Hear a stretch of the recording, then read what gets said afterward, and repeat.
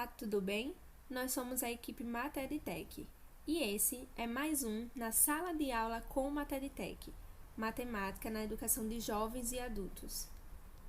Esta é a série de Estatística na Educação de Jovens e Adultos e o quarto episódio, Representação de Dados por meio de Gráficos. Para entender melhor sobre a representação de dados por meio de gráficos, devemos conhecer os tipos de gráficos.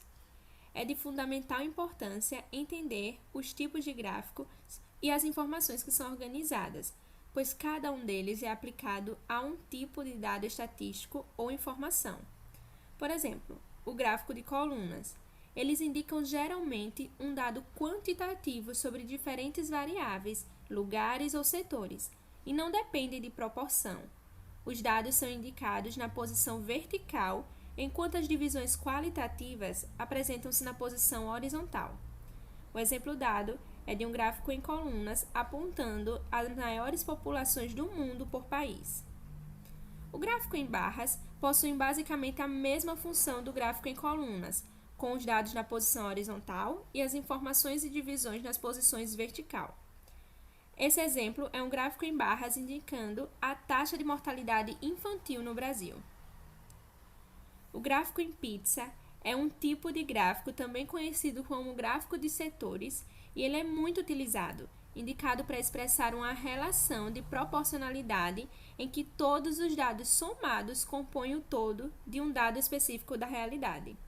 O exemplo fala sobre a distribuição de água salgada e doce no mundo.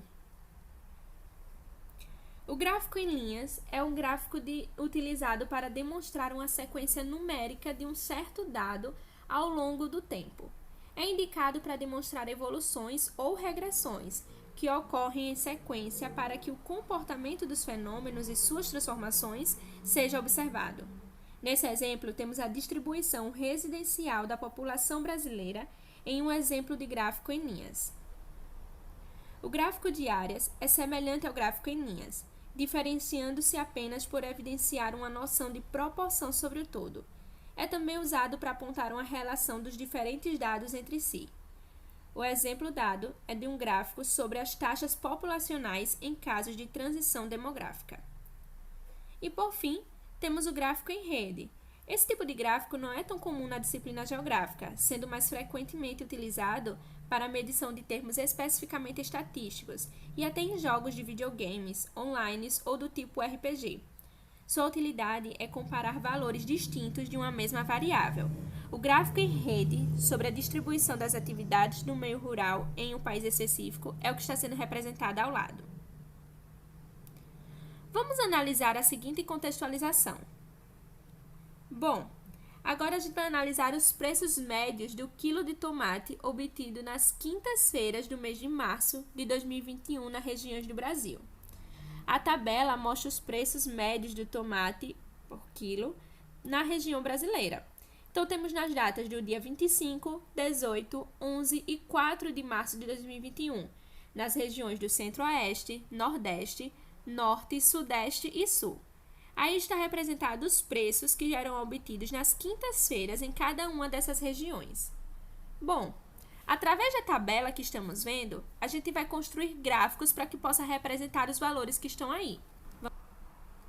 Bom, então iremos utilizar a ferramenta do Excel para a construção do gráfico que represente a tabela que a gente viu anteriormente. Então veja que os dados da tabela foram todos passados para cá, para o Excel. Temos as datas, as regiões e os valores do preço de tomate em cada uma dessas regiões nas determinadas datas.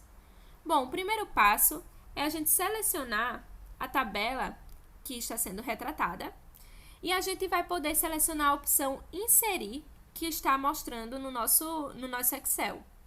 Daí, a gente vai selecionar gráficos.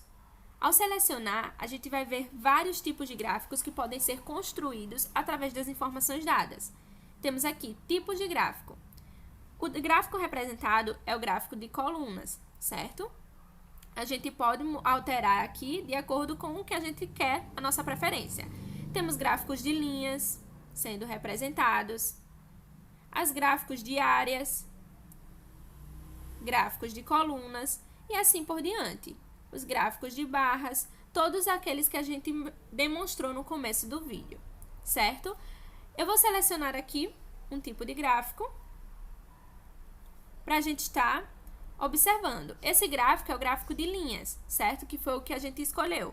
E ele está representando tudo que foi transmitido através das informações da nossa tabela.